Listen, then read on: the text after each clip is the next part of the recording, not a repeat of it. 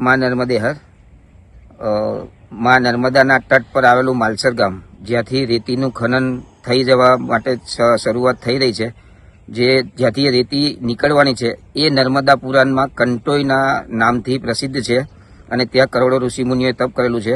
અને માલસર ગામ એ એક યાત્રાધામમાં મુકાયેલું છે, જ્યાં સત્યનારાયણ ભગવાનનું, મંગલનાથ મહાદેવનું પ્રાચીન મંદિર આવેલું છે. ત્યાં હજારો શ્રદ્ધાળુઓ આવે છે અને પોતાની આસ્થા પ્રમાણે અહીંયા કર્મો કરીને પણ જાય છે. હવે જો અહીંયાથી આ વસ્તુ ચાલુ થશે, નર્મદા કિનારે રહીને જો વાહનો જશે તો માં નર્મદાજીમાં પાણીનો બગાડ થશે. અને આગળ ચાલીએ એટલે ગજાનંદ આશ્રમ છે, ત્યાં પણ હજારો શ્રદ્ધાળુઓ આવે છે. એની આગળ ચાલીએ તો માલસરનો સ્મશાન ઘાટ છે.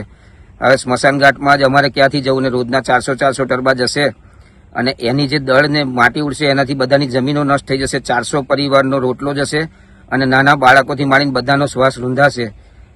આપ સાહેબશ્રીને નમ્ર અરજ છે કે માલસરને તીર્થધામમાં મૂકેલું છે, તીર્થધામ છે, એને બચાવો બચાવો બચાવો. બસ અમારી આટલી અપીલ છે કે માલસરમાંથી આ વસ્તુનું દૂષણ કાઢો અને માલસરમાં ના આવવા દો તો બહુ સારું છે.